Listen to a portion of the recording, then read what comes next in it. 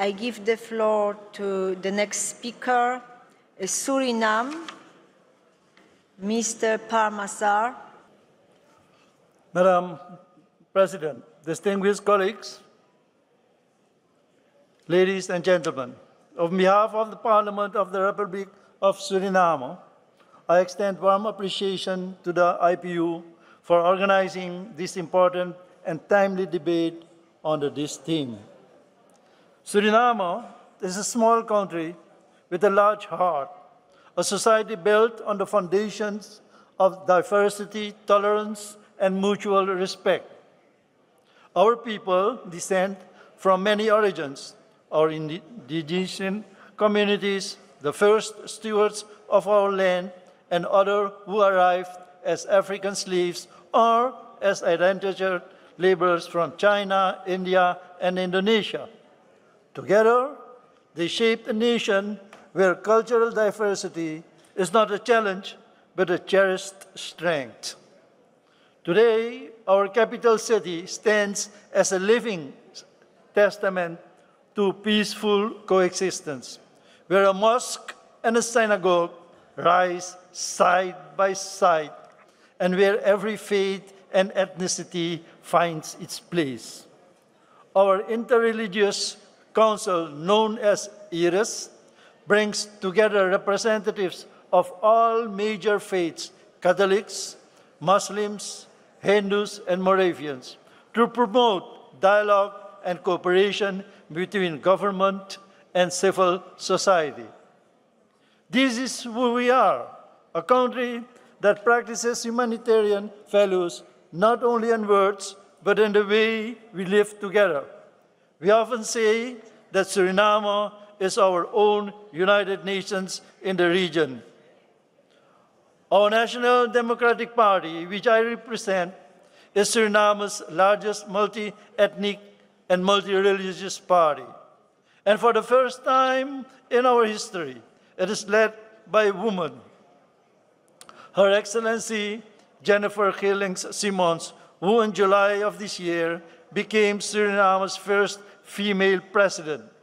Her election was more than a political milestone. It was a reaffirmation that equality and inclusion are the cornerstones of humanitarian governance.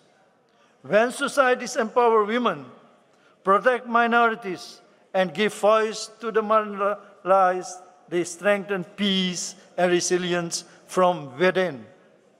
This year, on November 25th, Suriname will mark 50 years of independence, while our nation continues to face the challenges of development. Harmonious living is not among them. To celebrate and reinforce our unity, the government will launch a National Heritage Month in August 2026, a platform to showcase our culture, cuisine, and creativity, to share with the world what humanitarian coexistence can truly look alike. I warmly invite all IPU members to visit Suriname and experience firsthand our model of unity and diversity. Don't forget to bring with you your family and your friends. Our country has also made significant offshore oil and gas discoveries, with production expected to begin by 2028. We approach this new opportunity with humility and foresight. Our priorities are clear: to strengthen local content, to build strong and transparent institutions, and above all, to preserve our carbon negative status of 93% forest recovery. Yes, 93% of forest recovery we have.